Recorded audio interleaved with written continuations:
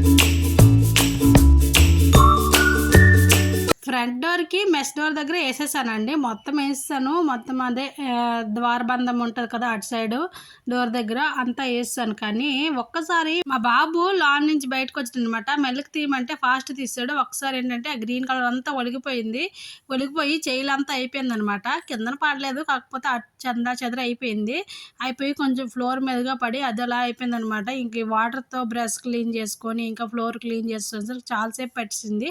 వేలుతో వేయడం చాలా తొందరగా అయిపోద్ది, కాకపోతే కొంచెం క్లీన్ చేసుకోవడమే కొంచెం లేట్ అవుద్ది అనమాట. ఇది ఎలాగైనా మనము వేసేటప్పుడు ఒక రోజంతా అయితే మాత్రం కంపల్సరీగా చేతులకు ఉంటుందండి. నీట్గా కడుక్కోవాలి, ఆయిల్ వేసుకొని నీట్గా మొత్తం క్లీన్ చేసుకొని తర్వాత వాటర్తో సోప్తో కానీ సర్ఫ్తో కానీ నీట్గా కడుక్కుంటే కొంచెం వదులుతుంది అనమాట. ఏం ఉండిపోదులేండి అలా, కానీ కొంచెం స్మెల్ వస్తుంటుంది. ఆ పడడం వల్ల నాకు అయిపోయింది, కానీ లేకపోతే వేలు నిండా ఏం అవ్వదు. జస్ట్ అలా కప్పులో వేసుకుని అలా వేసేస్తానమాట వేలుతోని.